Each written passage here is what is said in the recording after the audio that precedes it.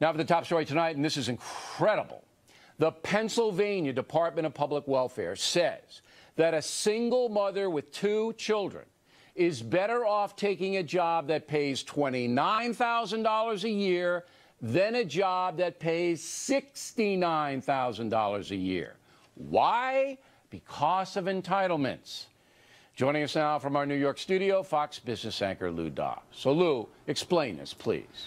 Well, Bill, first, I think we've got to give great credit, as you've mentioned, to the Department of Public Welfare in Pennsylvania. They're being honest and straightforward, and I wish the federal government, as I know you do, would listen. But think about these benefits that are being received by this woman. $25,000 and a take-home salary of $57,000. You add to that all of the expenses that we go through, whether it's child care, whether it is transportation.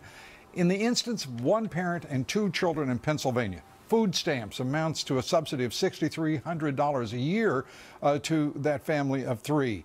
Medicare and child health insurance, $16,500 a year. Section 8 subsidized low-income rent, another $4,300.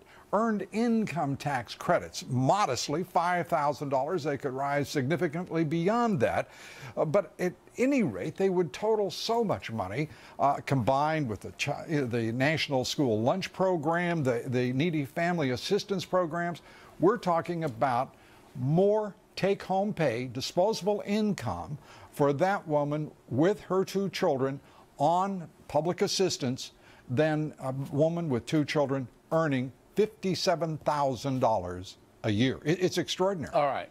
And if she were earning 69, you wouldn't get any of that. Right. So that the Pennsylvania authorities say the system is set up now to reward people who aren't making any money. And if you try to bring yourself up and raise yourself up in salary, you're actually going to have a lower standard of living because you lose some of these benefits. That's the game right now. It's the game. It is also the challenge. And again, you know, I congratulate the Department of Public Welfare in Pennsylvania because they're trying to avoid that collision. Because it doesn't matter in this one instance, that what we're talking about here, if you're a socialist or you're a capitalist. We're talking about government subsidizing and incentivizing behavior. And at least in the instance of Pennsylvania, they're actually thinking about the impact. And the impact is to disincentivize right. And they're being honest. Yeah. Right. Of course it does. I mean, if you're going to do the math, you stay at the minimum wage job, right. You do better than if you go up to the manager job. And I mean, it's crazy. And no one wants... Go ahead. No one wants to break the law in the country, but we've got to talk about the underground economy and working off the books. That doesn't even take into account a $1 trillion economy. We've got a government that is both naive and irresponsible, and it's got to change. Well, they don't care.